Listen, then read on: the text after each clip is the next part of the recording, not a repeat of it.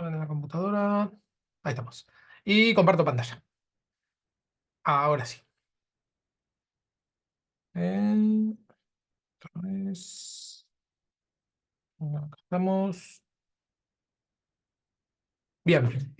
Lo que vamos a ver ahora es el tema de los colores. Dentro de lo que es la simbología, vimos un poco números, un poco. ¿Qué más habíamos visto? Números me acuerdo. Sí, números y Colores. los colores fue la semana pasada. Claro, algo de los colores habíamos visto, pero nos habíamos quedado en el blanco, creo.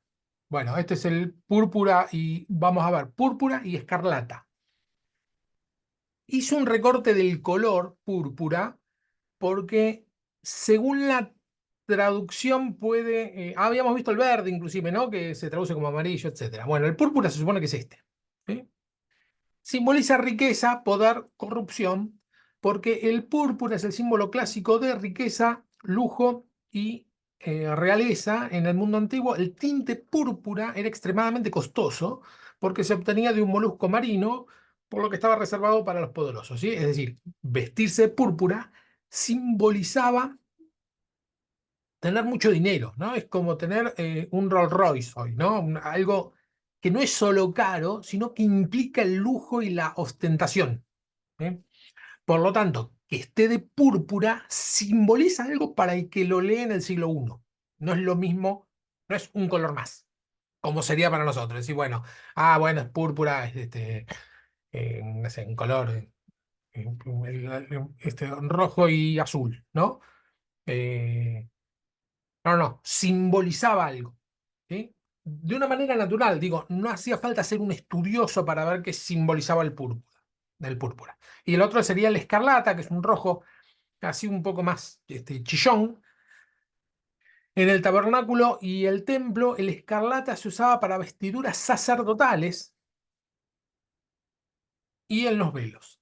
Es un color de dignidad sagrada, pero en Apocalipsis ese símbolo se pervierte, ¿sí? Acá tenemos un símbolo que se utilizaba para las vestiduras sagradas, es decir, algo digno, pero junto con el púrpura. Por lo tanto, simboliza corrupción dentro de lo sagrado. Está también asociado al pecado visible y ostensible, es decir, muy claramente visible, como en Isaías 1:18, donde dice, aunque vuestros pecados sean como la grana, es decir, el rojo, como la nieve serán emblanquecidos, aunque sean rojos, como el escarlata, vendrán a ser como blanca lana, ¿sí? En esta rima, como dijimos ya hace tiempo, esta duplicación de ideas que tenía la forma de escribir en el mundo judío, ¿no? Entonces dicen lo mismo de dos maneras distintas. Es decir, que aunque sea rojo, yo lo voy a hacer como la lana. Entonces ahí vemos que también en el rojo está simbolizado el pecado. No, ahí me pasé. El rojo además pasa como con el negro, que instintivamente el rojo nos lleva a nosotros a la alerta porque es el color de la sangre, ¿sí? Y dentro de la cultura judeocristiana, el rojo, la sangre, puede ser bueno, puede ser malo, ¿sí? Porque la sangre puede simbolizar muerte, pero también puede simbolizar vida, como vimos el tema de el paso del ángel de la muerte, que pintaban con la sangre del cordero los linteles de la puerta, para que el ángel de la muerte sepa que ahí no tenía que pasar, ¿no? Es decir, que es un poco ambiguo, ¿no? Pero al estar de púrpura, está hablando de riqueza y bueno, vemos que es corrupción. El oro, el color oro, divinidad, gloria y eternidad. Acá también vemos un contraste con nuestra cultura, porque nosotros hoy vestirse de oro, con oro, es símbolo de ostentación en nuestra cultura. En el mundo judío no, ¿sí? Sino más bien representa la pureza, lo perfecto. El color oro aparece en Apocalipsis, asociado con la divinidad, la gloria y la eternidad. El uso más destacado se encuentran en el trono de Dios y la Nueva Jerusalén, las calles de oro, ¿no? Esa visión, que algunos la toman literal, en el sentido de cuando vayamos al cielo las calles van a ser de oro, y otros la pueden tomar de un sentido metafórico, en el sentido de perfección, ¿sí? Es decir, en la Nueva Jerusalén, ahora después vamos a ver un poco lo que es la Nueva Jerusalén. En la Nueva Jerusalén, en lo nuevo que tiene Dios, todo es perfecto. Ese sería lo que simboliza las calles de oro, o doradas, ¿sí? Hoy tal vez, a veces, una cosa es estar... Sí, hola Dori, bienvenida. Hola, profe, hola, buenas noches a todos, bendiciones. Buenas noches. Hola, buenas noches, Doris. ¿Alguien iba a decir algo más? ¿No? Sí, Fer, con respecto Sí, al color dorado oro, ¿no? Y el púrpura. El sí. púrpura era riqueza, ostentación, y el oro, ¿no? Es como que también se puede interpretar igual, ¿no? Como que por el tema, por el ejemplo el Vaticano, ¿no? Que muchos le han hablado de todas las riquezas que tienen y bueno, es una manera diferente de ver las cosas, pero yo como que lo asocio, no sé si está bien o si está mal, Sí, pero está es, perfecto es la aclaración que haces. Porque el oro en Dios es divinidad, es perfecto. Cualquiera que se vista de oro es querer ocupar un lugar que no te corresponde, en realidad. Entonces, claro, ajá, entonces no está mal lo que decís. En aquella cultura, obvio que el Vaticano no estaba, y en aquella cultura, por ejemplo, el templo de Jerusalén, el arca estaba bañado en oro, habían cosas todas bañadas en oro, mucho oro, tal cual el Vaticano, digamos. Porque si bien el Vaticano tiene más cantidad de oro en peso, bueno, tuvo muchos más años, por lo tanto, podría tomarse igual. Ahora, pero es como sí, que se asocia más a la santidad, ¿no?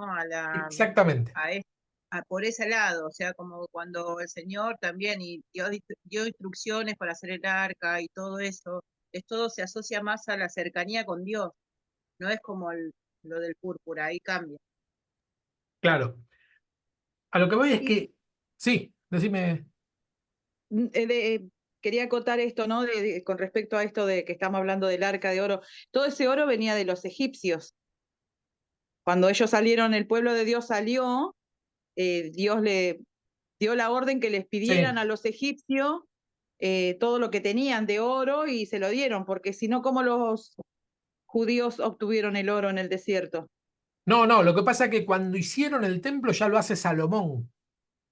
Puede ser que algo haya quedado que trajeron de Egipto, No, pero lo pero hace. cuando armaron el templo, No, lo cuando hace armaron Salomón. el El, templo, el templo lo hace en el Salomón. des Ah, no, no, no, vos te referís Moisés, al arca. No, el arca, la tienda al de. No, arca de Moisés. pero eso era una tienda. Y sí tenía, el arca sí tenía oro, pero a poquito. Y lo demás era una Mm. tienda.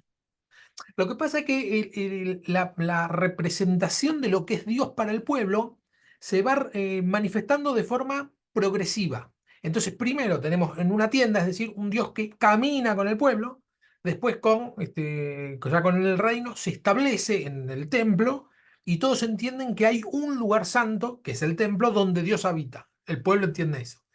Y después, después de la deportación, Dios le muestra al pueblo que Dios no está en un templo. Y ahí es donde empieza la idea digamos, en la literatura judía y en los textos post-exilio, empieza la idea del Dios del cielo. La idea del Dios del cielo no estaba en los primeros judíos, el Dios que habita en los cielos. ¿Por qué? Porque el Dios que habita en los cielos es un Dios que está en todos lados y que no lo podés hackear, no podés invadirlo. Ningún ejército, por más ejército enorme que tenga, no lo puede invadir. Por eso viene la idea del Dios del cielo. Es decir, Dios se va manifestando de forma progresiva, y en cada manifestación es superior a la manifestación anterior. Por lo tanto, que los judíos hayan hecho un templo con mucho oro, bueno, tiene que ver con la idea precaria que tenían de Dios. Una vez que se manifiesta un Dios que está en todos lados, que está en nosotros, el Espíritu Santo, etcétera, como en la iglesia cristiana, Bueno, ahí vemos que el oro del Vaticano, que dijo Ceci, está un poco de más. Porque no está ahí la presencia de Dios, pero ni siquiera para los católicos. No es que ahí radica la presencia de Dios. Entonces sí, ahí vemos que el oro sí termina siendo una cuestión de ostentación, no una cuestión de, bueno, porque la presencia de Dios está ahí. Eh, Obvio que tienen sus razones, de que no quiero entrar en una discusión acá, muy fácil de discutir cuando no hay ningún católico, ¿no? Pero el católico lo que va a decir, no, no, estos son regalos, no los vamos a andar vendiendo, ese es el motivo que... Y es patrimonio cultural, patrimonio histórico, eso no se puede vender, etcétera. Porque, ¿por qué lo va a tener un particular siendo que es de toda la iglesia? O sea, hay miles de discusiones. Pero lo que voy es que sí, el oro choca en una iglesia, ¿no? Se llame Vaticano, se llame como se llame. En una iglesia, el oro choca.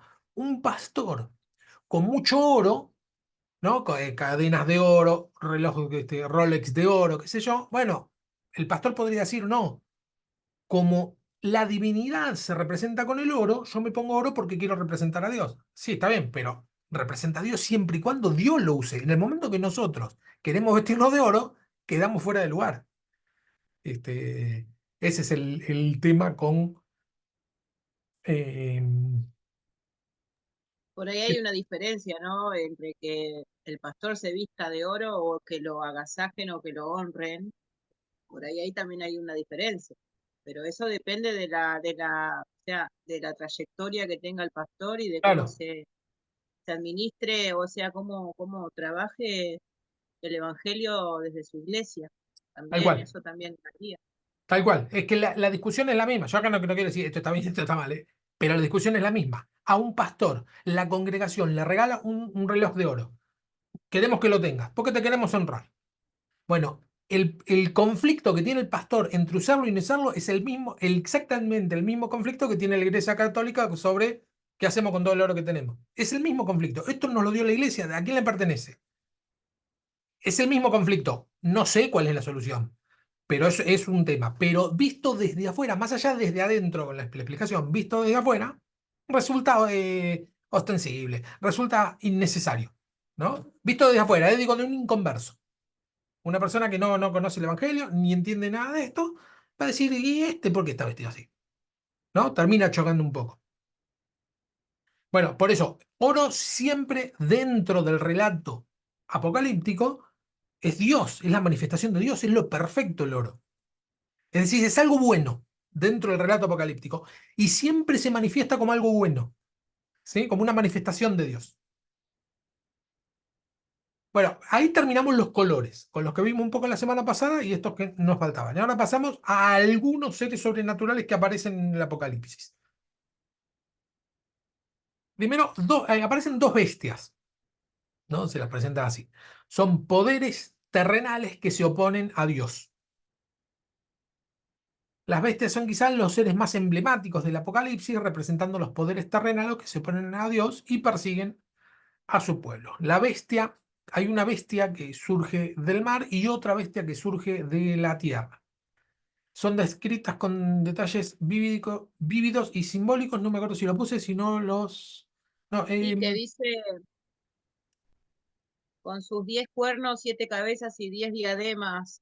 sí, Eso, lo tenés a mano, lo podrás leer del... sí, dice la bestia que sube del mar, un poder opresivo. La visión de la bestia que emerge del mar, dice que está en capítulo 13, del 1 al 10, es una Sí, de las imágenes más impactantes del libro, con sus 10 cuernos, 7 cabezas y 10 diademas. Esta criatura simboliza un poder que combina autoridad política, militar y religiosa para los cristianos del primer siglo.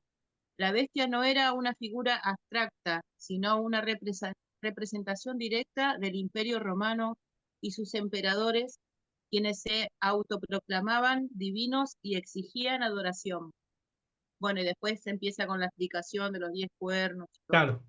Dentro del contexto en que se escribe, las dos bestias, no me acuerdo casi, ya hice tantos arreglos que no sé si lo puse acá o no.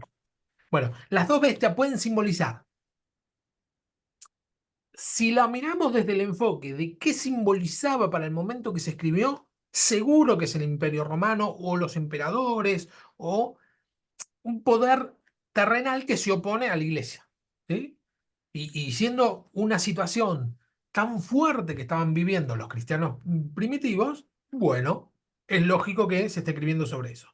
Ahora, si la miramos con una perspectiva futurista, no, lo que vamos a ver es que van a haber dos bestias o dos personas de mucho renombre que terminen oponiéndose de una manera muy chocante, muy fuerte a la iglesia. Es decir, que se repita de una manera más fuerte, más ostensible, más visible lo que sucedió en el siglo I. ¿Sí? Tenemos la bestia del mar, esto es lo que dijo recién Ceci. En su cabeza hay nombres blasfemos, dice, ¿no? Su descripción enfoca en imagen de poder, opresión y rebelión contra Dios. Las 7 cabezas y 10 cuernos son símbolos que representan la totalidad del poder terrenal y su oposición a Dios. Recuerda que tanto el 7 como el 10 simbolizan la perfección. Entonces es perfectamente malo, sería, ¿no? Un poder tan grande que no hay por dónde entrarle. Claro, dice que los cuernos representan el poder y autoridad, y las 7 cabezas que simbolizan una perversión de la perfección divina, y el mar simboliza el caos y, y las fuerzas del mal, perdón. Claro, Que claro, todo tiene un peso específico. sí, el mar, pero para toda la literatura judía representó siempre el caos, el problema, porque era un pueblo agrícola, agrícola ganadero, ¿no? Ellos tenían no eran marineros. Si bien hay algunos episodios de de barcos, por ejemplo, los pescadores que el señor llama son pescadores, a los primeros, por lo menos a los primeros 4 que llama, no era un pueblo marítimo. Y donde pescaban eran, eso es un detalle muy sutil dentro de los evangelios. Marcos lo llama el mar de Galilea, ¿sí? Pero Lucas lo llama el lago de Genezaret. Está hablando del mismo lugar, los dos. ¿Qué pasa? Marcos es de corte judío. Para los judíos, el lago ese era un mar, era el mar, pero era un lago muy grande. No, no se ve de costa a costa. Es un lago que mide unos 30, 20 kilómetros de ancho por 30 de largo, algo así. Era bastante grande. Yo había sacado la cuenta, los que son de la zona, se lo digo, de la zona acá, del oeste del Gran Buenos Aires, porque es lo único que tengo como para comparar, es como si el lago midiera de Moreno a San Miguel y de Moreno a Luján. Es un lago grande, no vas a ver el final, pero no es el mar. Ahora Lucas, que era griego, o sea, era de corte helénico, y que tenía mundo, para él era un lago. Como para todos los que estaban ahí, eso es un lago, eso no es mar. El mar es el mar, ¿cómo se dice? El Mediterráneo. El Mediterráneo sí es un mar, que es donde se pierde Pablo y qué sé yo. El lago de Genesaret es un lago. Este pequeño detalle te muestra que para los judíos no entendían nada de mar, de lo que es el mar. Y Fer, todos los problemas, sí. para dar un ejemplo que lo busquen en el eh, Google, puede ser el lago de Nahuel Huapi en Bariloche, no porque sé ese es un cuánto lago, mide. Sí, pero debe es ser bien algo así. ancho. Claro. Si vos te paras en la orilla, no ves si es un No, mar o claro, ¿no? Sí, sí. No sé si es así o es un poco más grande. Pero sí, sí, pero es un lago de los grandes donde se arman Yo lo que tormentas. pienso, yo lo que pienso que ¿Sí? representan el mar, o sea, enfatizan en lo que es la palabra mar, porque el mar tiene olas y eso provoca mucho, o sea, va justamente a lo que dice, ¿no? Que representa el caos, porque lo que es un lago, bueno, ahí cuenta que es un lago, pero el mar lo representan como, no sé, en tormentas, es demasiado peligroso y bueno, pasa Tal cual. por eso, ¿no? Vos Digo, fíjate que Jonás tiene grandes problemas en el mar, ¿no? Que pide claro, que claro, lo claro. tiren, ¿no? Siempre se suceden problemas en el mar. En los relatos, cuando habla el mar, es un problema. De hecho, el pueblo judío, para salir de Egipto, el problema que tenían era el mar. Que Dios hace un milagro y abren. Pero fíjate que si dentro de la cultura. Si hubieran sido, no sé, fenicios que andaban en el mar como Pancho por su casa, conocían bien y sabían navegar, no hubiera sido un problema si hubiera sido la misma historia, pero con los fenicios. Bueno, salen de Egipto, se suben a sus barcos y se van tranquilamente. No es un problema el Mar Rojo. Para los judíos es un problema. Es un problema que no lo pueden atravesar. Entonces, que la bestia salga del mar simboliza un gran problema que nace de un gran temor, que es el mar. ¿Sí? Surge de un gran temor intrínseco en la misma cultura, en el mismo pueblo. ¿Sí? No es algo eh, aleatorio el hecho que salga del mar para el pueblo judío que lo lee por primera vez. ¿Sí?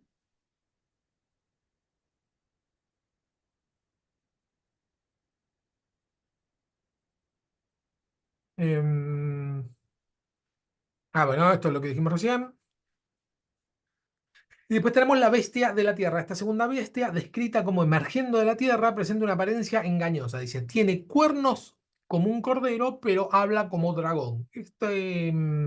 Esta comparación la tenemos también en la Biblia, mucho más utilizada en nuestra cultura, que es lobos con piel de cordero. ¿Sí? Más o menos es lo mismo, es decir, cuernos como cordero, es decir, tiene la apariencia de cordero, pero dentro suyo es un dragón. Habla como dragón, quiere decir que no es un cordero, es un dragón. El dragón, identificado previamente en Apocalipsis 12:9 como Satanás, representa la mentira, la opresión y la rebelión contra Dios. Es decir, esta bestia parece hermano, pero no es hermano, ¿no? Parece un cordero, parece uno más del redil, pero el punto no es lo que parece, sino lo que dice, lo que habla. ¿Está bien? Por eso dice, habla como dragón. Cuando al tener esta metáfora, al leer esta metáfora, que hable como dragón, no quiere decir que produzca sonidos ininteligibles y que no se entiende lo que dice, o que escupa fuego por la boca, como tenemos considerados los dragones. Sino a lo que se está refiriendo es que es una persona, esta bestia, que sale de entre nosotros, por eso de la tierra, no del mar, no viene del caos, viene de donde estamos nosotros, y pero es el enemigo, es Satanás. ¿Sí? ¿Por, ¿Sí? por qué lo identifican al dragón como, o sea, como el diablo? O sea, ¿qué tendrían en común para que lo llamen así? ¿Se entiende? Sí, sí, sí. La verdad que no sé. Eh, las serpientes bueno, la serpiente antigua, que de hecho se lo menciona así, sí, tiene históricamente por el tema del relato del Génesis, ¿no? Que a Satanás se lo presenta por primera vez como una serpiente. Después, las víboras o los reptiles son de los animales inmundos dentro de la cultura judía. Un dragón es un ser que no existe dentro de los... No es ni un animal doméstico ni un animal eh, salvaje, pero sí entraría dentro de lo que serían las bestias como Yo pienso, Leviatán. yo pienso que por la mitología, o sea, por lo que uno lo puede decir o que los dragones tiran fuego, como que algo así, ¿no? Como para mí está representado así, como algo que tiene mucho poder, ¿no? Aunque no es algo que exista. No, no, claro, Pero claro. uno se imagina un dragón, es como que abre la boca, tira fuego, quema una ciudad, no sé, bueno, hablando de la simbología de lo que uno se puede llegar a imaginar, yo calculo que debe ser por eso que lo debe, por lo que representa, ¿no? No Claro, porque exista, no por lo que lo que tal uno ha cual, visto. tal cual. Y no vamos a pensar, cada uno lo interpreta como quiera.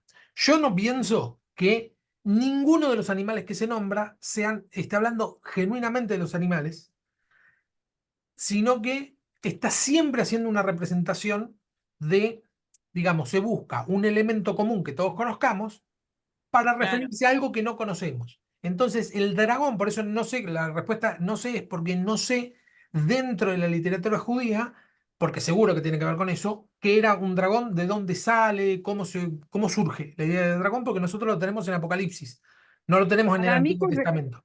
Sí, para mí que representa algo que es mentira, que no existe, que no tiene, lo pusieron al dragón como representante de la mentira, como es Satanás, representante de la mentira. Y como el dragón no existe, no sé si, no creo que haya existido, sí en la Biblia se habla del Leviatán, sí.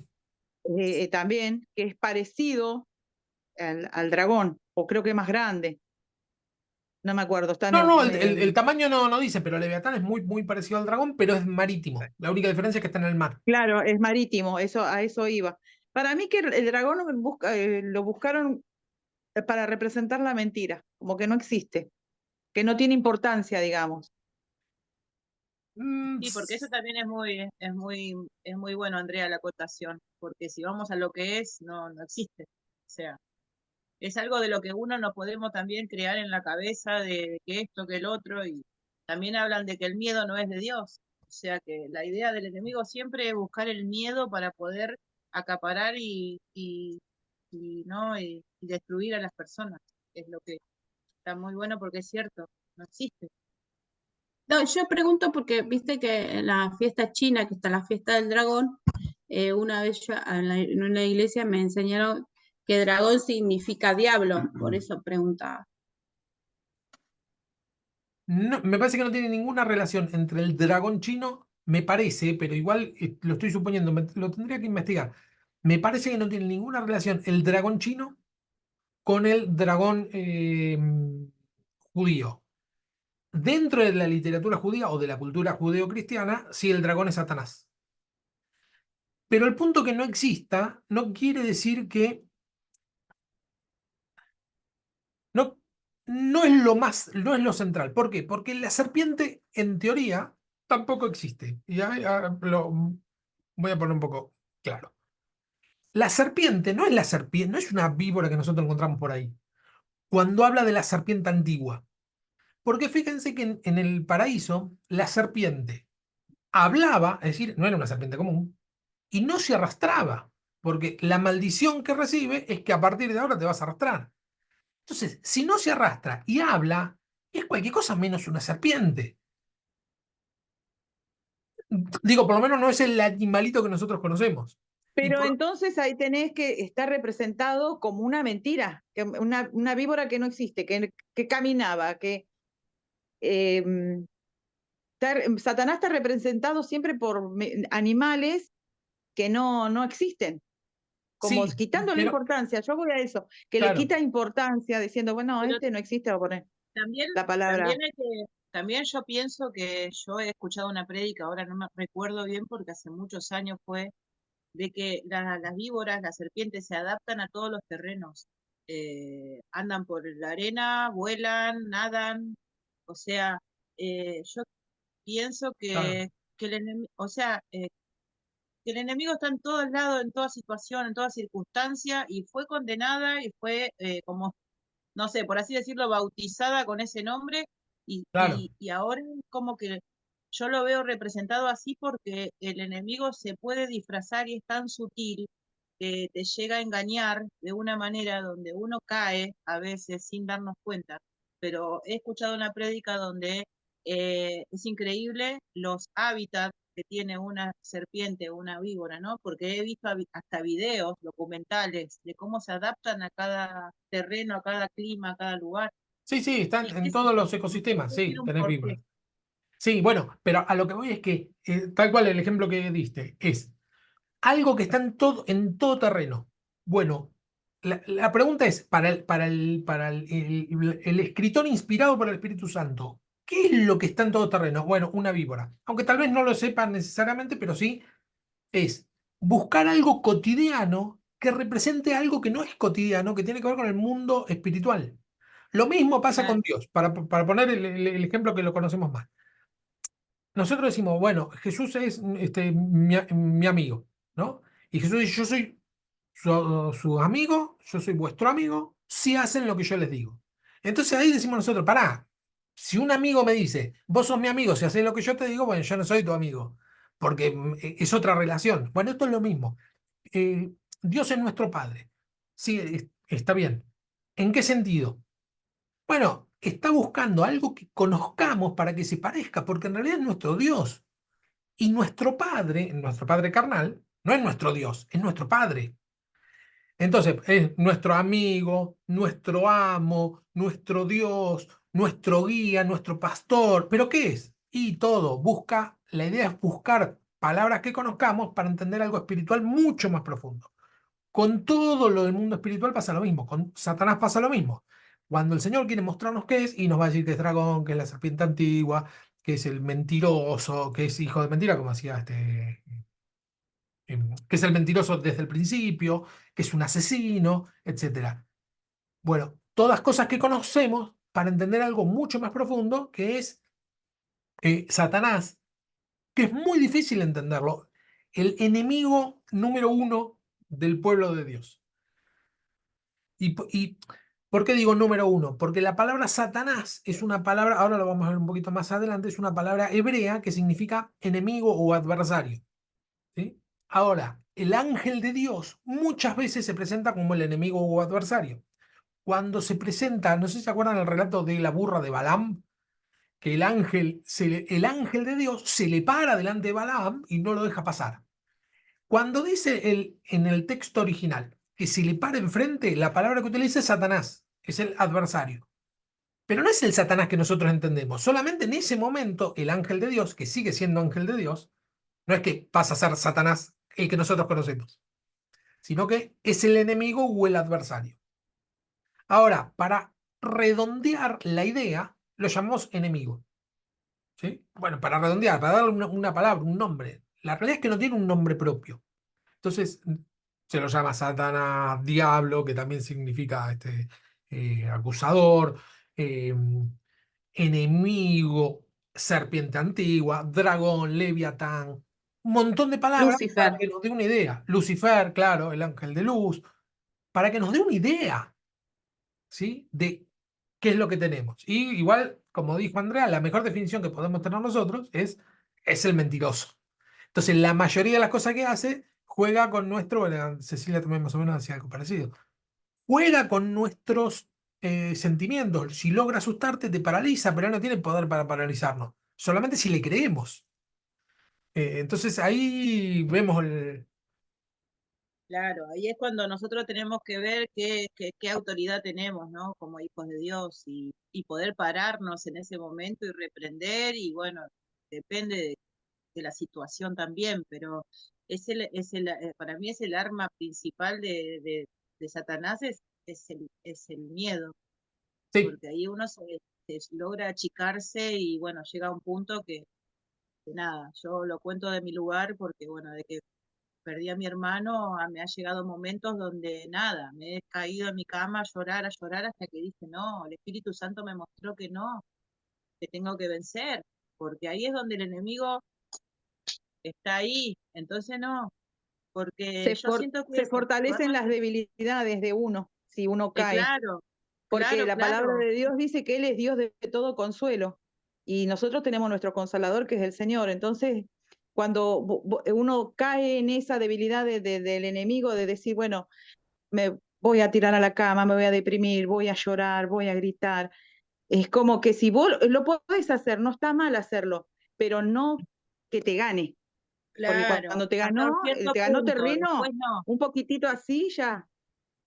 No, no, por eso yo es lo que yo siento, porque bueno, perdón por hablar de este tema, ¿no? Pero a mí yo salía a la vereda, yo escuchaba, no sé, el rugir de un motor y yo me ponía a llorar, porque mi hermano, fanático de Chevrolet, y las caravanas de Chevrolet lo vinieron a despedir a la cochería y ahora se está organizando para ir el domingo que viene a Escobar. Y yo en principio dije, no, yo no puedo. Y dije, no, me puse a orar, me puse a buscar de Dios y dije, yo tengo que estar con mi familia, yo me tengo que levantar, porque son momentos donde el enemigo aprovecha. Yo tengo negocio en mi casa y hay días que atendé Lara, le digo a mi hija, porque estoy bajón.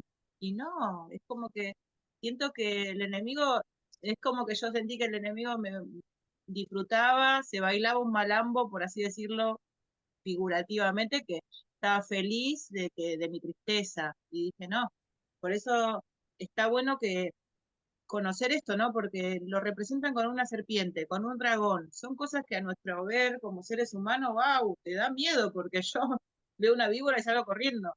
Pero es así, o sea, simbólicamente está representado como dice el profesor, ¿no? Te muestra algo de lo que realmente no es la realidad, porque una víbora normal y corriente es Claro. nada, es un Y pobre ser trabaja vivo. mucho con las emociones, Ceci. Exactamente. Sí, sí, sí, Mucho. Sabe manejar las emociones si lo dejas, por supuesto. Por eso la palabra claro. de Dios dice, llevo Ahí cautivo está, mis pensamientos a la ahí obediencia en Cristo. Porque ahí si está vos el lo punto. dejás que Sí, te usen las emociones, es tremendo, es tremendo. Yo te claro. súper entiendo, Ceci, porque yo también perdí un hermano. Hace poquito cambié el celular Ah, y vos podés creer que me apareció un audio y yo digo, ¿y este audio qué es? Y era un audio de mi claro, hermano, que me decía, claro. hola, hermanita, y bueno, no sabe lo que fue para mí. No, no, sí te entiendo. Largué un llanto, pero fue una cosa de 10 minutos, 5 minutos menos, y ya lo entregué al Señor y ya estaba listo, porque si no Claro, es como que sí, porque te agarra el bajón, sí. tal cual. Bueno, seguimos, perdón. Ah, sí, seguimos. Pero sí, estas cosas pegan. Pero bueno, lo bueno es poder esto que no quede solamente en lo intelectual, sino poder bajarlo y decir, bueno, esto a mí me sirve para esto, lo agarro y que lo puedas compartir, está bueno porque nos sirve a todos. Sí, Fer, porque por ejemplo yo dije no, porque el encuentro es el domingo. Yo el domingo tengo iglesia. Y yo dije, yo siempre dije, yo sirvo, yo lo pongo primeramente a Dios. Pero yo después de escucharla a mi cuñada, que me dijo, yo hace rato que ella, desde que partió con el Señor mi hermano, ella empezó con el psicólogo, porque es algo que todavía no lo puede aceptar. Y me dijo, yo estoy agradecida porque la caravana de Chevrolet aportó mucho, porque se ha juntado plata para un aparato que le iban a poner a él, ortopédico, y, y dice, yo me siento como en deuda y necesito como ir porque la psicóloga le dijo, tenés que ir, porque si antes ibas domingo por medio, cada 2 domingos, y era algo habitual tuyo, tenés que ir. Y mi hermana también me dice, Ceci, pero el Señor también va a entender por qué motivo. Vos hablás con tu líder, le contás que es un día muy especial de la familia. Es más, mandamos a hacer remeras, como en los encuentros siempre hay remeras. Bueno, hicimos una con mi hermano ahí con la bandera así. Y bueno, es como que algo que nos dé fuerzas, ¿no? Que estar unidos en familia y siempre también buscando de Dios, siempre, porque nos juntamos a veces para orar todos juntos y eso es muy lindo también. Sí, esto no, si bien no, lo que te voy a decir no es bíblico en el sentido que no está en la Biblia escrito así, pero el orden tiene que ser primero Dios siempre, después la familia y después la iglesia. Confundir a Dios con la iglesia es un error, Claro. porque Dios es Dios. Claro, Dios claro, eso siempre fue lo que primero. comprendí después de escucharla a mi cuñada, porque para mí siempre, que va a ser siempre mi cuñada. Ella, nada, me dice, Ceci, yo lo necesito estar allá, necesito compartir, necesito que los que me puedan acompañar vayan. Y yo ahí comprendí eso también, porque Dios somos todo, el cuerpo de Cristo somos todos. Y si no significa que porque un día no nos acerquemos a la casa física, no estemos con Dios, porque nosotros la idea nuestra es ir a buscar almas también, es ir a orar allá Exactamente. en el encuentro. Y Sí, también eso para mí agrada a Dios. Por eso lo hablé y dije, sí, por supuesto, porque vamos a ir con la remera de mi hermano, pero atrás tiene un versículo bíblico. Y nosotros, la idea nuestra es ir a evangelizar. Así que mal no lo veo. Pero tal es cual. cierto lo que decís, Pedro, y te Sí, sí, agradezco sí. porque como que por un lado también me siento mal porque yo no falto nunca. Pero dije, no, este domingo es especial. No, A mi no, hermano se fue el domingo. Sí, no, pero y a lo que voy es que si vos te fijas, Jesús no estaba, si bien él dice estaba todos los días en el templo, eso es una exageración que él dice, pero él no está no solo en el templo, sino tampoco en la sinagoga. No es que si bien iba, la mayoría de los relatos son afuera de la sinagoga o del templo. La mayoría, ¿no? Y ves que va a fiestas, va a reuniones, tiene amigos. Y No, sí, por eso. Es como Claro, que yo también noto que ella, no sé, a mí me abraza y yo tengo algo muy especial con ella. Y yo siento que si no voy a ir, es algo que me pierdo y es algo que es mi familia. Y como decimos, ¿no? Dios está en todos lados. tal cual. El único tema es de no enfriarse y después decir, empezar este domingo no, este domingo no, este domingo no. El único tema es ese, No, no, más o no, menos no, no, conocer porque el. claro. Claro, No, porque esos encuentros son sábados y domingos. Este domingo cae justo domingo, pero bueno, yo quiero ir porque es la claro, primera vez. El 2 de febrero pasó lo de mi hermano y ya estamos claro. a fines de abril y como que la Sí, primera es vez re que se importante, vuelve. ese tipo de cosas son re importantes. Tan importante, sí. Sí. Bueno, Bueno, dice gracias. no hay por qué. Javier Alegre dice, las bestias del Apocalipsis no son solo monstruos mitológicos, sino representaciones simbólicas de los poderes políticos, económicos y religiosos que se oponen a Dios y que persiguen a su pueblo. Este hombre lo ve desde un punto de vista social, ¿no? Dice, poderes políticos, poderes económicos y poderes religiosos. El punto que sean poderes quiere decir que no está hablando de políticos, economistas y religiosos, sino que está hablando de potestades que se instalan en estos tres ámbitos que son los que gobiernan toda la sociedad, ¿no? Tanto el político como el económico, como el religioso, sí, bueno, sí, es donde mejor se instala Satanás para eh, poder dominar lo más que pueda dominar en el tiempo que le queda. Las bestias en el Apocalipsis, por eso dicen, no es que sean monstruos, lo que decíamos un poco recién, sino que está representando poderes ocultos, ¿sí? Poderes espirituales que se manifiestan en lo político, económico, religioso y bueno, cualquier otro tipo de ámbito eh, que lo podamos ver palpablemente, tangiblemente. En estos tres, creo yo que son los número uno, porque eh,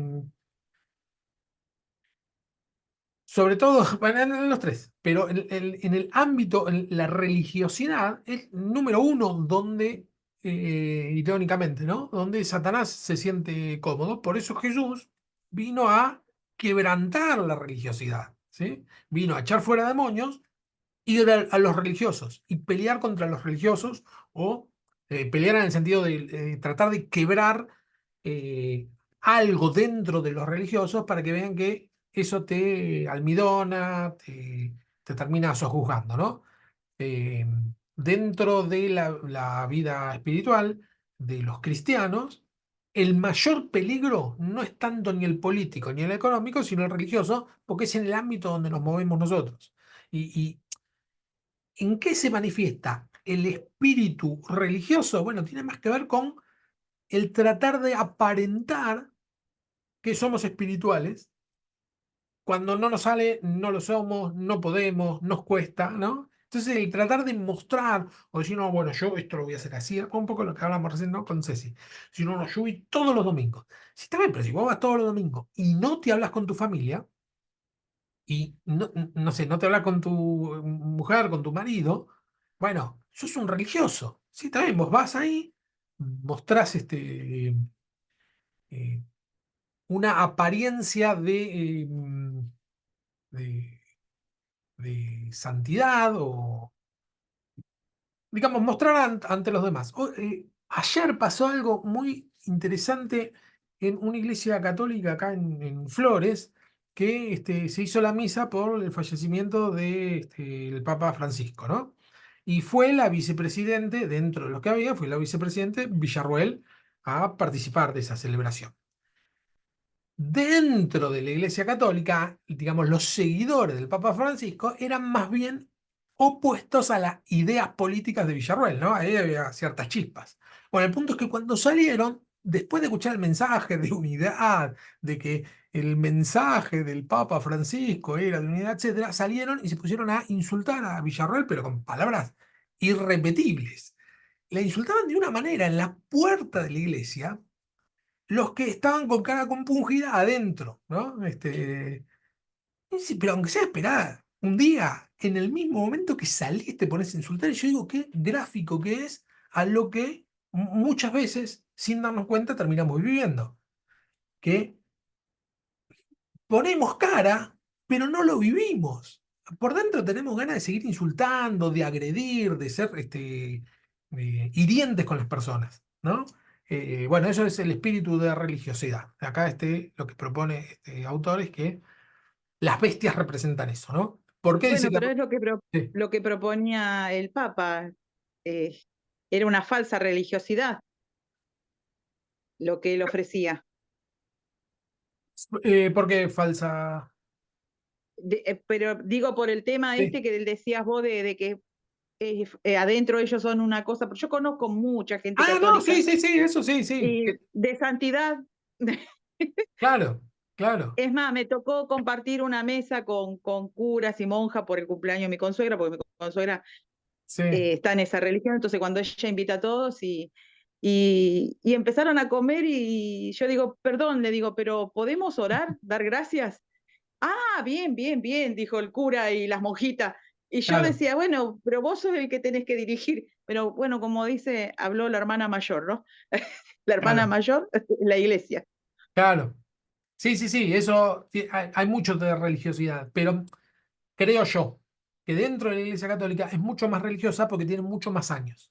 Entonces a nosotros, dentro de la Iglesia Evangélica, que somos más jóvenes, como iglesia, como institución, digo, podemos aprender de eso. Decir, bueno, mirá qué fácil que se ve ahí. Bueno, ahora lo que yo veo muy fácil ahí. ¿Cuánto hay acá, de este lado?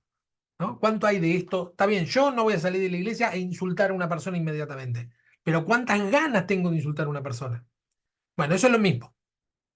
Para el caso es lo mismo. Entonces, eso es a lo que tenemos que ir muriendo nosotros. Nos sirve como un buen espejo, ¿no? La manifestación. Pero eso fue muy gráfico. Eso para mí no tenía comparación con ninguna otra cosa. Eh, bueno, sigamos. Los ángeles, otros de los seres sobrenaturales, los ángeles mensajeros protectores divinos. Bueno, acá lo que pasa con los ángeles en Apocalipsis es que son más que ángeles. Habíamos visto que los ángeles, el término ángelus, es mensajero, significa, ¿no? Un cartero, alguien que lleva un mensaje. Nada más que eso. Pero dice en 1.1, Apocalipsis 1.1, el libro comienza con la declaración de que es una revelación de Jesucristo que Dios dio para manifestar a sus siervos las cosas que deben suceder pronto y la declaró enviándola por medio de su ángel. ¿Sí? Acá sí la función que tiene es de mensajero. Por un lado eso. Por otro lado, este es el pasaje que la vez pasada buscaba y no encontraba. Las cosas que deben suceder pronto. Entiendo que para ¿no? Dios un día es como 1000 años y 1000 años como un día. Pero pronto es pronto. Por lo tanto, el gran problema de la perspectiva futurista es este pasaje. Esto sucedió pronto, cuando lo escribió. Digamos, es uno de los pasajes que apuntalan la interpretación preterista. Después la interpretación preterista tiene 1000 otros problemas, ¿eh? No digo que no tiene problemas. Pero el tema de que va a suceder pronto no está. El mensaje pareciera que no es de algo que va a suceder en un futuro lejano, sino algo que va a suceder pronto. ¿Cuándo? Y bueno, con el Imperio Romano, ¿no? Pronto es con el Imperio Romano. Sería o algo así. Los ángeles son intermediarios que transmiten las visiones y los mensajes de Dios a Juan. ¿Sí? Juan el que escribe, ¿no? Pero además de mensajeros, son ejecutores del juicio. En 8:9 los ángeles, digamos en los capítulos 8 y 9, los ángeles tocan las trompetas que desatan una serie de catástrofes en la tierra. Es decir, que si bien la función sigue siendo de ángel porque anuncian, pero además de anunciar, desatan una cantidad de juicios de Dios. ¿Sí? Tienen un poder un poco superior a solamente un mensajero. ¿No? No es, no te la agarres con el mensajero. No, los ángeles tienen un poder distinto. Estos ángeles no son figuras benevolentes, sino agentes del juicio divino. ¿Sí? Vemos que cuando actúan estos ángeles suceden una cantidad de tragedias que tienen que ver con el juicio de Dios. ¿no? Acá hay una pata del Evangelio que en una época se predicó tanto y fue tan nociva que terminó por no predicarse, que tiene que ver con el juicio de Dios. El juicio de Dios es el famoso temor a Dios. Es decir, Dios es tu amigo, es tu padre, todo, pero tenele miedo. ¿Por qué? Porque es Dios, ¿sí? Porque no es tu padre, no es tu amigo, no es tu pastor, ¿sí?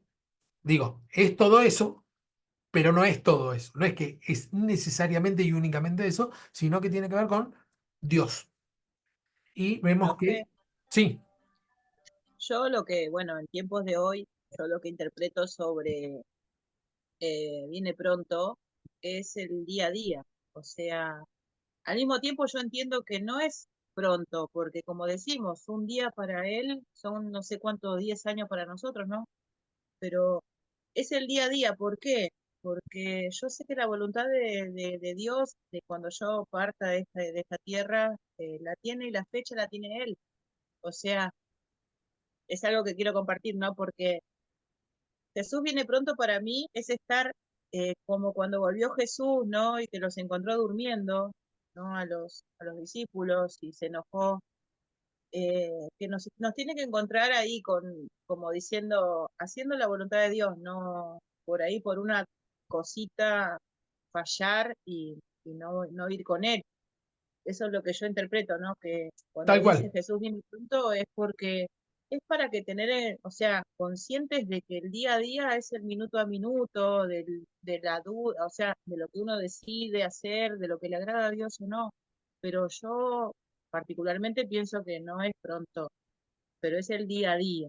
O sea, a eso es lo que voy, ¿no? sí, comportarse, sí, está clarísimo lo que decís. Porque la fecha, o sea, de mi partida solo la tiene Dios, no la sabe nadie. Entonces, no es si viene o no viene, yo lo que pienso es en agradar a Dios cada día, ¿no? Porque todos tenemos luchas y cosas, pero en lo que uno puede, y sabemos que Jesús es misericordioso, pero el Jesús viene pronto para mí es eso, es estar pendiente de saber de que cada día que pasa estar en comunión con Él y hacer su voluntad. Tal cual. Y encontrar el punto justo entre me comporto un poco como si fuera que viene pronto, pero un poco como si no. Sobre todo en el tema de la planificación. ¿Sí?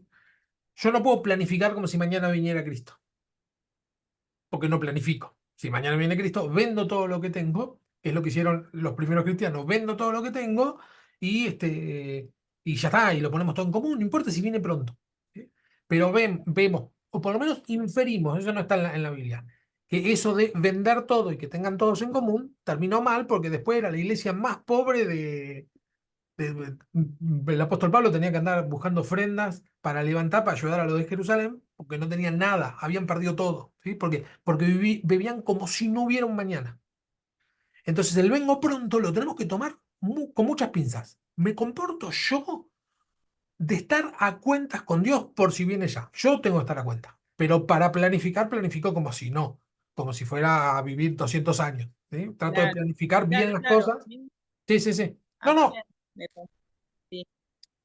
A mí me pasó algo hace muy 2, 3 días atrás, de que tenía mi vecina, que bueno, también otra mala noticia porque tenía el corazón muy agrandado, fumó toda la vida y siempre la invité a la iglesia y mi mamá también la ha invitado y ella no quería ir. Ella creía, decía, pero no iba a la iglesia. Pero también fue un momento donde yo sentí de parte del Espíritu Santo que me dijo, anda a orar, o sea, anda a orar porque no está bien. Y yo fui, llegué y le agarré las manos y le oré y ella lo claro, aceptó. Y yo siento que a eso yo, o sea, claro. lo que comparto es que el Jesús viene pronto, es el Dios que el día de mañana te va a decir, tal fecha, ¿qué hiciste con esta persona? ¿La fuiste a ver? ¿Hablaste con esta persona cuando se dio la oportunidad? Porque eso es lo que yo veo. El Jesús viene pronto, para mí Eso es seguro, eso. eso seguro. Eso es lo que quiero Sí, compartir, sí, sí. porque, bueno, la señora ayer falleció y Claro. yo me siento tranquila porque sé que cumplí con lo que Dios me Claro. pidió, ¿no? Eso es lo que quería compartir. Está bien. Nano, ¿vos ibas a decir algo? Sí, que vos dijiste que bueno, que le tenemos que tener miedo a Dios, todo eso que dijiste, y yo te quería decir que bueno, que la palabra también dice que Dios es misericordioso con nosotros, pero también es fuego consumidor. Claro, tal cual. Que tampoco podemos tomarle el pelo, a eso me refiero. O sea, Tal- como que, ay, Dios me perdona, Dios hace, Claro, no, porque Dios, pero también claro. Dios es misericordioso, pero también es fuego consumidor a la vez. Excelente. Sí, sí, sí. ¿El evangelio tiene que ser completo o no es? Si yo solamente pongo el ojo en el Señor es misericordioso, que sí lo es, el Señor es mi amigo, que sí lo es mi papá y mi pastor, que sí lo es, Te pregunto, y me olvido que el Señor también es, como vos dijiste, fuego consumidor, y bueno, estoy a medias. Y si hago al revés, es el mismo problema. Si yo solamente pienso que es fuego consumidor, que es el que me va a enjuiciar, que es el que va a pedir que rinda cuentas, y me olvido que es mi amigo, es mi papá, es mi pastor, bueno, también está mal, porque es a medias, ¿no? Tenemos que lograr ese equilibrio. pasa que también la palabra dice, ¿no? Que, o sea, que una cosa es la persona que no sabe y peca, y otra cosa es que sepa y Claro, peque, tal cual, no ¿no? tenemos Como dice, excusa.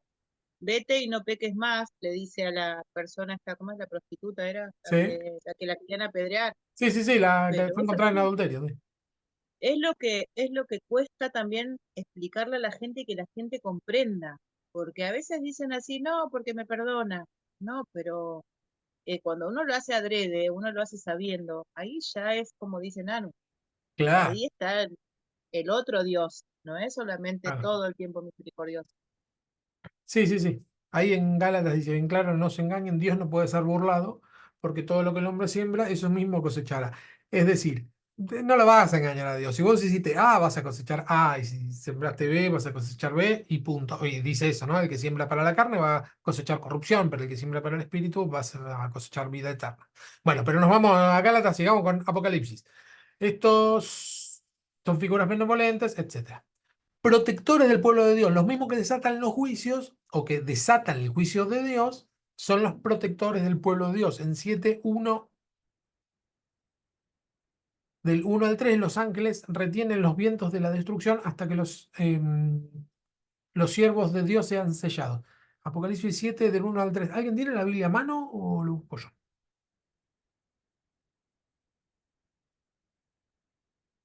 Mientras buscan, Fer, quería Sí, decirte esto, que vos dijiste que juicio de Yo lo Dios tengo, Fer. significa dale.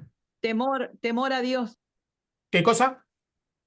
que cuando dijiste juicio de Dios, que significa temor a Dios. No, no, no, que tiene que ver con lo mismo, ¿no? ¿Qué significa eso? Ah, que significa, bueno, que tiene Sí, que ver. A lo que iba es que no era un temor de terror, como está en el diccionario, sino es un temor reverente, un temor santo. Esto sería como los colores, viste que el color rojo para el mundo significa el gaucho Gil, para nosotros significa la sangre de Cristo. Y bueno, y el temor significa para el no creyente el terror, el claro. horror. Y para nosotros Sí, el temor Sería a como un Dios es un temor temor más respetuoso. claro. reverente, de Sí, reverencia. sí. Es lo Eh, que pienso, me salió, no sé si será no, no, así, no. siempre lo entendí así, que no es un Sí, temor de miedo, sino un temor reverente, respetuoso, como dijo Nanu, y claro, De sí, querer así agradar santo. todo el tiempo a Dios, ¿no? De que no, ese temor de que Dios no se ofenda por alguna actitud nuestra o algo, es un temor diferente, es cierto. Bueno, sí. Pasa que etimológicamente hablando, la palabra griega de temor es phobos y es miedo. Es, temor y terror es el mismo, no hay diferencia en la palabra. Como ustedes dicen, bueno, yo no va a ser el mismo miedo que puedo tener yo dentro de lo que sería bíblico. El miedo a conquistar la tierra prometida no es el mismo temor a Dios. Porque un temor se solicita, temor a Dios te exige el Señor que le tengas, y el temor a los enemigos no, que no lo tengas, que no puedes tener miedo porque eso te paraliza. Entonces, claro que hay una actitud distinta dentro de uno. Si el temor a Dios te inmoviliza y no hace nada, bueno, no es temor a Dios, está fuera de lugar. No es ese el temor de Dios. El temor de Dios es decir, no me la voy a mandar porque me va a salir mal en serio. Ese sería el temor de Dios.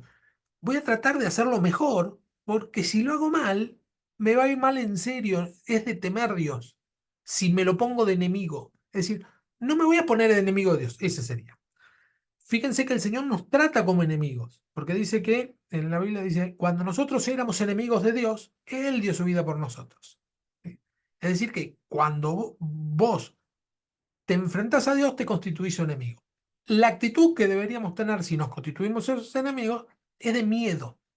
Ahora, claro, si estamos bajo su cobijo, no podés tener miedo. Por eso es un miedo distinto, como bien vos dijiste. Es un miedo distinto. No es un miedo que te paraliza. Ay, no sé qué voy a hacer, qué va a decir Dios. No, estamos tranquilos, sabemos que tenemos un margen de acción y sabemos que hay una gran misericordia de Dios.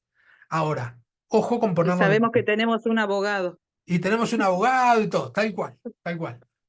Pero el miedo, es decir, deberías tener terror de constituirte enemigo de Dios, porque vas a cobrar mal. Te va a ir mal, en serio.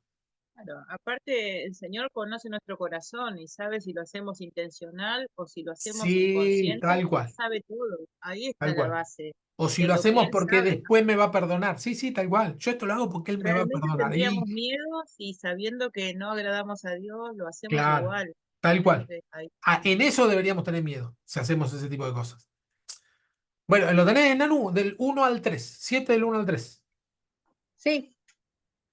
Después de esto vi a 4 ángeles en pie sobre los 4 ángulos de la tierra, que tenían los 4 vientos de la tierra, para que no soplase viento alguno sobre la tierra, ni sobre el mar, ni sobre ningún árbol. Vi también a otro ángel que subía de donde sale el sol y tenía el sello del Dios vivo, y clamó a gran voz a los 4 ángeles a quienes se les había dado el poder de hacer daño a la tierra y al mar, diciendo, no hagáis daño a la tierra, ni al mar, ni a los árboles, hasta que hayamos sellado en su frente a los siervos de nuestro Dios. Bien, lo que vemos acá es que el trabajo de estos ángeles es esperar, sostener los vientos, digamos, las calamidades, hasta que sean sellados los hijos de Dios. El sello de Dios, con respecto a los 144.000 sellados, etcétera, bueno, se puede tomar de muchas maneras. El punto central es que sí que hay un tiempo de espera, ¿no? Como dice la Biblia, no es que Dios se demore, sino que tiene misericordia a ver si alguno más se convierte. Es decir, bueno, esperen un poco a ver que muchas más personas logren tener el regalo de la salvación. ¿Eh? Esta es una de las funciones que tienen los ángeles, estos seres sobrenaturales eh, de Dios. Simboliza la protección divina sobre su pueblo. ¿Eh? En todo el Apocalipsis, el pueblo de Dios es reivindicado. En todo el Apocalipsis lo que vemos es que aunque va a venir una calamidad, el pueblo de Dios es preservado, guardado, tenido aparte, ¿no? Exaltado y finalmente el triunfo final, la nueva Jerusalén. Por eso digo que es un libro de esperanza. El libro de Dijiste que los Apocalipsis. judíos dicen que según ellos, perdón, Ah, estaba preguntando, no, porque el otro día ahora se cuando la hablamos pregunta a de los todos, sí. judíos, mi marido me dijo que los judíos habían dicho que los 144.000 eran los nuevos judíos renovados, algo así me había dicho. ¿Puede ser eso o que Ni idea. Hay muchas variantes. muchas teorías por eso, pero una Sí, de ellas decía eso? para mí la más coherente con el resto del Evangelio es que es 7 por 10, 7 por 7 por 10, por 1000, perdón. 7 por 7 por 1000, que representa la perfección y la totalidad y la completitud y la totalidad. Los salvos son todos, no es un grupo, sino todos. Y dije cualquier cosa, 17 por 7 y 12 por 12. Estoy mal. 12 por 12, es decir, el Antiguo Testamento, el Nuevo Testamento, todos y todos serían, ¿no? Por 1000. Cada vez que menciona la palabra 1000 en la Biblia, es todos, ¿sí? Todos sería el 144.000. Hay otros que dicen que no, que es más exacto, porque creo que Charlie lo había mencionado la vez pasada, que menciona de cada tribu por qué no puede ser un número simbólico, sino que son 144.000 exactos. El punto Yo, es, pe- sí, perdón, yo lo que pienso es que ponen ese número, ¿no? Pero también es un poquito para que todo el mundo quiera estar adentro de esos 144, ¿no? sí, pero ya quedamos Que afuera, todo, sí, sí. No, es que no bueno, entraríamos. pero claro, pero sí lo sé, pero es como que la persona que recién agarra la palabra, que aprende, como que es Se como Sí. que esfuerza un quiere cachito más. espiritualmente, quiere estar. Es como, no sé, yo como me da a pensar eso también. La gente que no conoce la palabra, ¿no? A eso me refiero. No creo porque sería manipulación de parte de Dios. De decir, bueno, van a entrar todos, pero yo tengo que creer que hay un grupo selecto. Para mí, Claro, como los testigos de Jehová también piensan que ellos son. claro, si bien eso te va a O sea, motivar, son distintas tierras. claro, si bien, como vos decís, eso te va a motivar a decir, yo quiero estar, bueno, pero eso sería una mentira si es que no son 144.000. Yo lo que digo es que desde em, Abraham, o sí, Abraham, ponele, a la actualidad hubieron más de 144.000 justos, muchos más. Es muy larga la historia. Ya está cubierto el cupo, si fuera ese número. Nosotros ya, cuando nacimos, ya ni chance teníamos. Entonces, lo que digo es, si se está refiriendo a 144.000 exactos y nosotros no entramos ahí, sería irrelevante para nosotros. Entonces, no importa. Ahora, si es un número simbólico y decir, bueno, todos los sellados, es decir, todos los que aceptan y caminan con Cristo y son guiados por el Espíritu Santo, bueno, ahí sí me incluye. Entonces ahí sí que me motiva a decir, bueno, yo quiero estar dentro de esa totalidad. Porque todos, no es todos, es 12 por 12. Es decir, todo el pueblo de Dios, es todos los que seamos pueblo, no todos. Los que son enemigos de Dios, no. Todo el pueblo de Dios. Entonces ahí sí me involucraría y diría, pará, yo quiero ser de ese grupo, yo quiero estar ahí, ¿no? El mensaje sería ese, todos los que quieran caminar con Cristo, entran. Tiene mucho que ver con la número, digamos, no es un número, no es una idea sacada de la nada, sino que tiene que ver con la forma que usaban los números los judíos y tiene coherencia dentro de la Biblia. Para mí lo más acertado es eso. Después hay personas, por eso eh, la idea de este curso es, de esta materia, es que tengamos las herramientas y cada uno se posicione donde mejor le queda. Después hay personas que dicen, no, yo estoy seguro que son 144.000, bueno, listo. Ya está, cada uno que piense lo que le parece. Pero bueno, antes de sellar a estos 144.000, los ángeles detienen los vientos, ¿sí? Si creemos que son todos los salvos, todos los que caminan con Cristo, todos los hijos de Dios, eh, los que son guiados por el Espíritu Santo, bueno, simboliza que ninguna calamidad de estas tremendas que van a ocurrir hasta que, es decir, el Señor te corre la cancha para que puedas caminar un poco, ¿sí? No desata los juicios mientras que estás caminando o mientras que estás decidiendo caminar con Él. Eso es lo interesante de la misericordia que vemos acá de Dios. Frena la ira, frena el juicio de Dios, lo frena hasta que vos decidas caminar, digamos, te da el margen a que puedas hacerlo. No es que, no lo decidiste a tiempo, ya está, ¿no? Sino que te da un margen. Con fecha límite, que no sabemos cuál es, pero sí que te da un margen para que tengas toda la posibilidad de los que quieran caminar con Cristo puedan hacer. Los 24 ancianos, habíamos visto un poco de los números, pero ahora nos vamos a centrar en los ancianos. La totalidad del pueblo de Dios serían los 24 si consideramos 24 y 24. 24 tribus, 24 patriarcas, digamos lo que serían del antiguo pacto, y perdón, 12 patriarcas y 12 discípulos. En la tradición bíblica y judía, el término anciano, en hebreo saken, no se refiere simplemente a una persona de avanzada edad, sino a alguien que ocupa una posición de autoridad, sabiduría, liderazgo dentro de la comunidad. En griego es el presbítero, ¿sí? Eh, el anciano, en algunas iglesias todavía se usa la figura de anciano, no como alguien de mayor edad, sino como una persona sabia. ¿Sí? Los 24 ancianos se refiere a la totalidad, tanto del Antiguo como del Nuevo Testamento, sabios. Porque esa es otra. Si nosotros pensamos que solamente los que reciben a Cristo son los que son salvos, bueno, todos los que nacieron antes de Cristo no serían salvos. Entonces acá tenemos el punto del 24, representa a todos los justos anterior a Cristo. ¿Sí? Todos los justos anteriores. No solo los 12 patriarcas, sino todos. Ruth, por ejemplo. ¿No? Todos los que ven Gedeón, qué sé yo. Todos los que vemos que no participan de estos 12 están representados en los 12.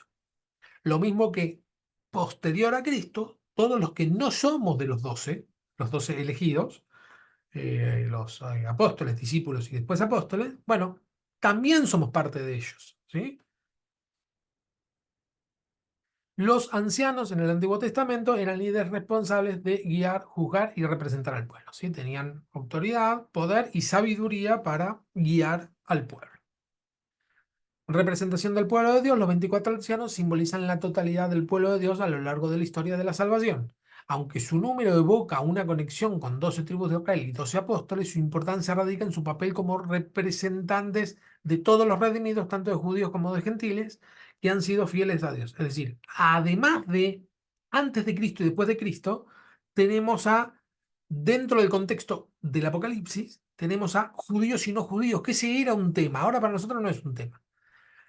Pero en el momento que la iglesia nace, era un tema. Che, para ser cristiano, ¿tenés que ser judío o no? Bueno, estos 24 ancianos representa eso. Es todos. También hay en los 24 hay una idea de totalidad, ¿no? Completitud. Todos. El pueblo de Dios somos uno. Después tenemos los adoradores celestiales. En 5, 8 días, los ancianos se postran ante el Cordero y cantan cántico nuevo, reconociendo que Él es digno de abrir los sellos. Este acto de adoración no solo exalta la dignidad de Cristo, sino que también refleja el papel activo del pueblo de Dios en el cielo, ¿no? Acá sí estamos hablando de personas en el cielo. Estos ya no son ángeles o seres eh, sobrenaturales o supranaturales. No, son personas en el cielo adorando a Cristo. ¿Sí? Los ancianos que se postran y adoran y dicen santo, santo, santo, etc. Símbolo de autoridad y victoria, las coronas de oro que postran los ancianos refuerzan su papel como vencedores que han sido recompensados por su fidelidad.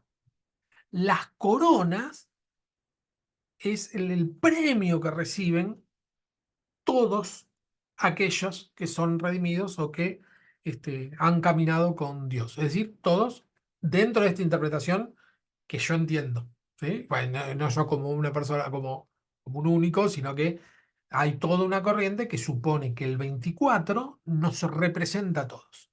¿Sí?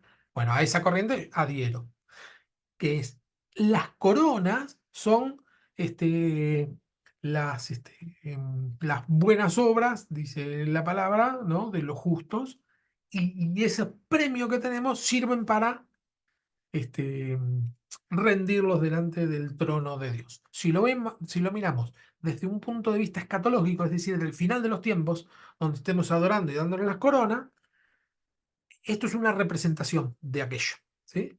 Por otro lado, en el día a día, bueno, es cada vez que alcanzás un triunfo, alcanzás una expectativa, tenés un logro, una victoria, esa victoria, si bien es de uno, es la corona, nosotros la postramos ante el Señor.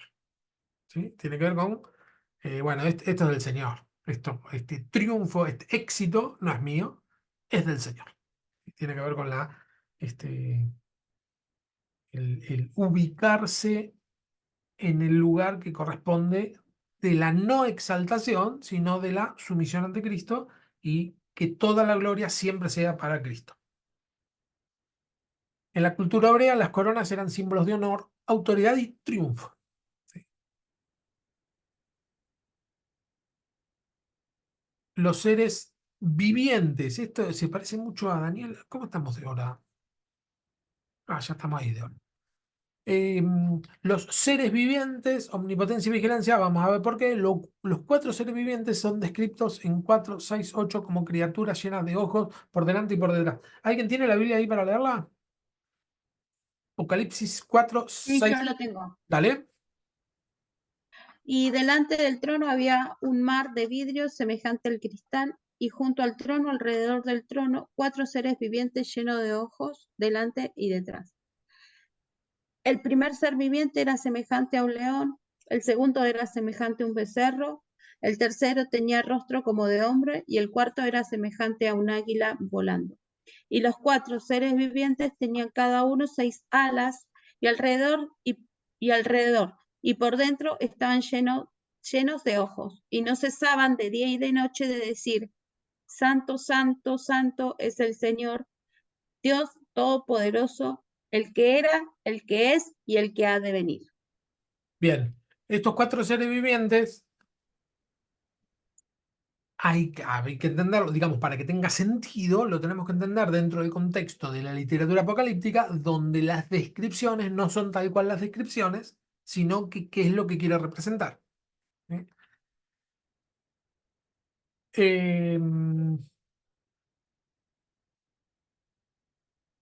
El hecho que esté llena de ojos, que esté lleno de ojos, tiene que ver con la omnisciencia de Dios. El ojo es lo que todo lo ve. ¿Sí? Lleno de ojos que ve todo.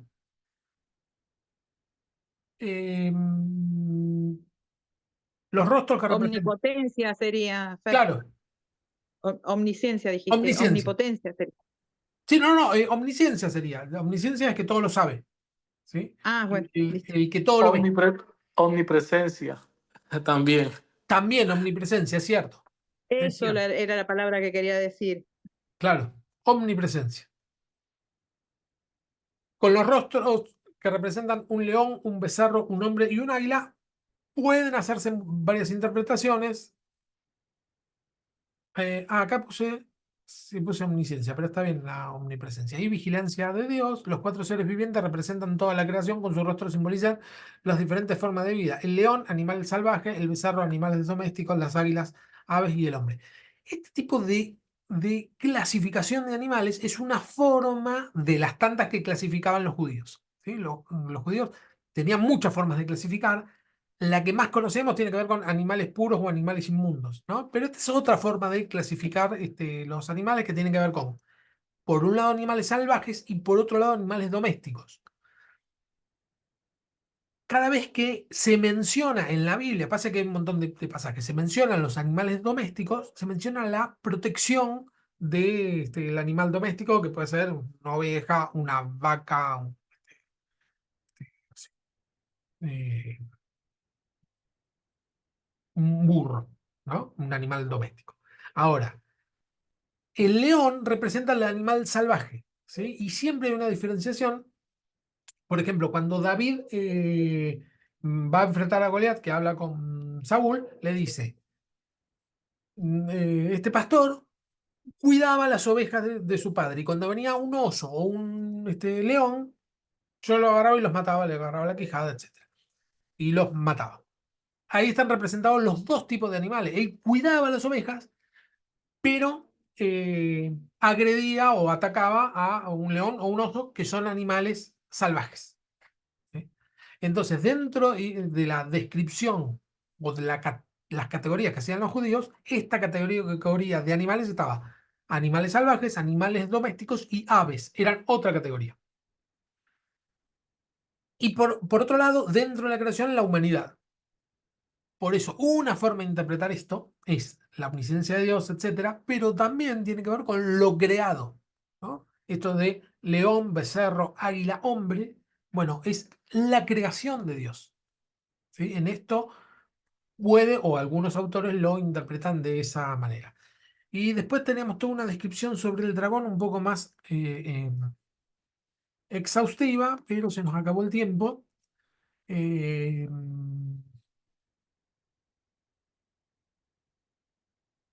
Bueno, vemos esto así, porque era re poquito, y ya lo vimos un poco, así ya la semana que viene nos quedamos otra vez con esto. Descrito en 12:9 como la serpiente antigua, que se llama Diablo y Satanás, el cual engaña al mundo entero. Un poco lo que hablamos todo al principio, ¿no? El tema del engaño que dijo este Andre, la serpiente antigua, bueno, lo que estábamos hablando con Ceci, etcétera. Y la pregunta de Nano, acá lo estuvimos hablando bastante. Su derrota final es asegurada por el poder de Dios y el sacrificio del Cordero. Acá vemos lo antiintuitivo, lo eh, difícil de entender, parece contrario a la naturaleza. Que el Cordero le gana al dragón, derrota al dragón, muriendo a través de su sacrificio. Es decir, un cordero nunca le ganaría a un dragón, mucho menos muriendo. Sin embargo, vemos acá que es así. Entonces, en esta breve dramatización que se utiliza del dragón, que es vencido por el sacrificio del cordero, vemos el evangelio completo, que es que Cristo vence a Satanás por medio de su muerte. Lo está diciendo claramente Juan en este lenguaje y le está anunciando a sus contemporáneos que la muerte de Cristo es la victoria contra Satanás. ¿Sí? Si lo vemos desde un enfoque preterista. ¿Puedo Sí, comentar algo cortito? sí, sí, A mí me remonta a pensar de que el Señor siempre nos enseña a poner la otra mejilla, ¿no? Y a eso es como que también veo de que poniendo la otra mejilla, por más que te duela, por más que estés sufriendo, el único abogado y el único juez de tu vida es el Señor. ¿Por qué? Porque en un momento lloró lágrimas de sangre Jesús, pidiendo que pase de mí esta copa, porque era un ser humano y no quería pasar por eso. Y a pesar de eso, se sometió a la voluntad de Dios, haciendo su voluntad, y después fue resucitado. O sea, es algo, pero es un ejemplo tan claro para que nosotros, sea la situación que tengamos que vivir, es poner otra mejilla y decir, nuestro abogado, como dice Andrea, ¿no? Él va a hacer justicia por mí, no yo. tal No cual. es como que algo parecido. Es lo que nos cuesta muchas veces por estar en este mundo, pero es lo que nos enseña. Amén.